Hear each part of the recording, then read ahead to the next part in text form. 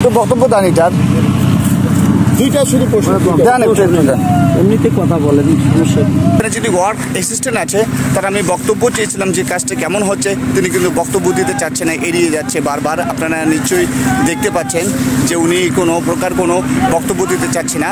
Work অ্যাসিস্ট্যান্টের মানেই হচ্ছে যে এখানে যারা কাজ করছে আর কি, যারা লেবাররা কাজ করছে তারা কিভাবে কাজ করছে, কাজটার মান ভালো হচ্ছে কি না সেই বিষয়টি কিন্তু ভালোভাবে বুঝিয়ে নেওয়া।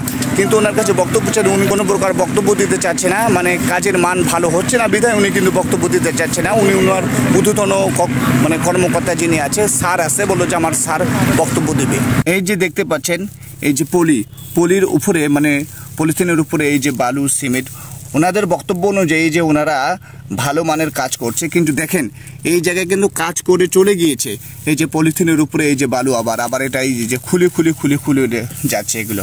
এই যে বালু, এই যে বালু, কোনো সিমেন্ট নেই, কিছু নেই, ভিটি বালুর মতো সবগুলো জানি একবারে পড়ে যাচ্ছে, সবগুলোই একবারে পড়ে যাচ্ছে। নিঃসন্দেহে বলা যেতে পারে এই কাজটি ভালো মানের কাজ হচ্ছে না। বুঝুন এই বিষয়টা বলেন তো। মানে আমাদের জমি সরকারিভাবে যখন ক্যালেন্ডার দেয় না তখন 400 টাকা আমার টাকা পেমেন্ট করছে। হ্যাঁ, 2 জায়গায় জমি। আর জমি আমাদের কিছু শর্ট, বাস্তব জমি আমাদের কিছু শর্ট, যখন ক্যালেন্ডার মাপি দিয়ে তখন 10 শতক জমি আমাদের বেশি, 4 শতকের মধ্যে 6 শতক বেশি।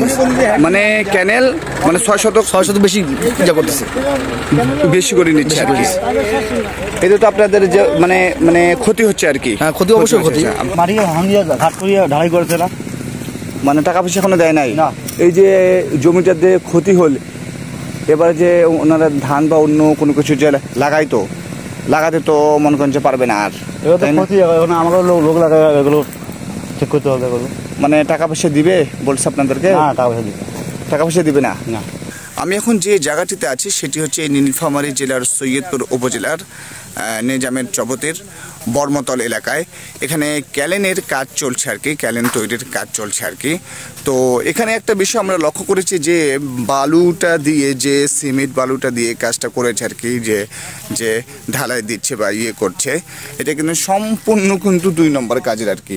সিমেন্ট নেই, কিছু নেই, মনে হচ্ছে যে ভিটি বালুর সাথে হালকা সিমেন্ট মিশিয়ে এই জিনিসটা এটা আর কি ম্যাপ দিচ্ছে আর কি।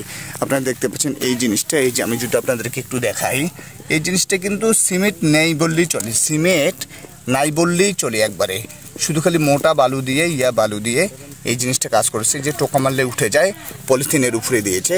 এটা কতটা টেকসই হবে এটা মানে প্রশ্ন আপনাদের কাছেই রাখলাম যে এটা কতটুকু টেকসই হবে কাজ।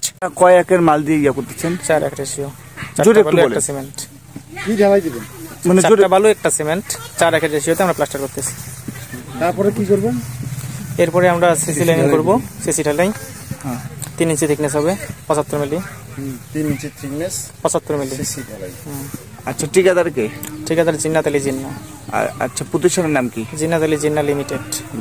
উনি মানে কোন জায়গার ঠিকাদার? উনি পাবনার ঠিকাদার। যে ভাইটির বক্তব্য আপনারা শুনলেন, তারা পানি উন্নয়নের বোর্ডের কাছ থেকে সাব ঠিকাদার হিসাবে তারা এই কাজটি নিয়েছে আর কি। এই যে হাতের টোকা সব মনে করেন যে পড়ে যাচ্ছে, একবারে ঝরে যাচ্ছে, হাতের টোকা লেগে কিন্তু সব কিছু কিন্তু একবারে পড়ে যাচ্ছে। এটা আমার মনে হয় যে কাজটি ভালোভাবে করা হচ্ছে না।